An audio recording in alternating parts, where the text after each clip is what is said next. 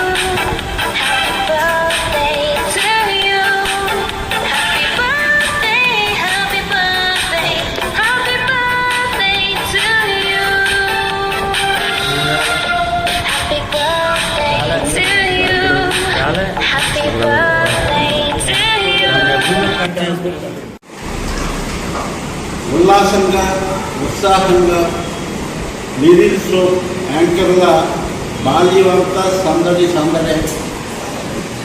రాజకీయ వారసత్వం ఉన్న ఉద్యోగం వైపు మొగ్గు చూపి కేంద్ర ప్రభుత్వ సర్వీసులో నేవల్ డాక్యార్డులో సేవలందించి అవార్డులు కూడా సాధించి తృప్తిగా విశ్రాంతి జీవితం ల్యాన్సంలో గడుపుతూ రచ్చబండలో మనతో పాల్పంచుకుంటున్నాం. 78 వసంతాల జీవితం, 78 వసంతాల జీవితం బంగాళాఖాతంలో ప్రసన్నంగా కనిపిస్తారు. బంగాళాఖాతంలో ప్రసన్నంగా కనిపిస్తారు. పొంగల జగ్గయ్య కంఠం గంట మోగాల్సిందే. పొంగల జగ్గయ్య కంఠం గంట మోగాల్సిందే. ఎస్వి రంగారావు గారి నవ్వు అందరూ తలెత్తి చూడాల్సిందే. ఆయన నవ్వు కూడా బాగా పెద్దగా ఉంటుంది.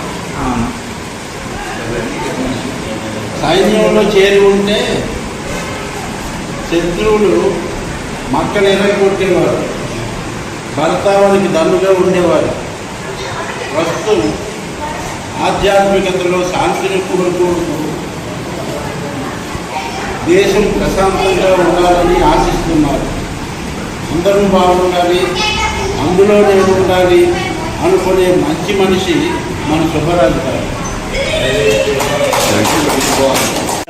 జెండావందనం చేయడంతో మన రచ్చబండకి గౌరవంగా ఉంది, ఆయనకి గౌరవంగా ఉంది.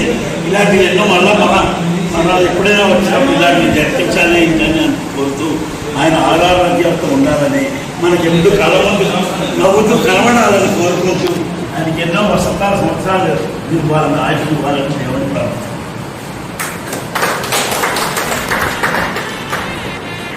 సార్ మీరు మాట్లాడండి, కన్నా మాట్లాడండి.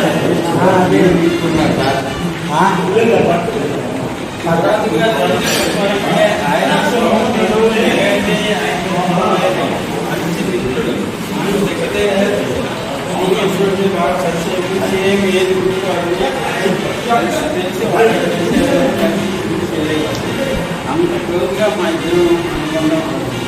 కానీ ఆయన కోపంటే చూడలేదు, నవ్వుతూ మాట్లాడుతూ కూడా చర్చించి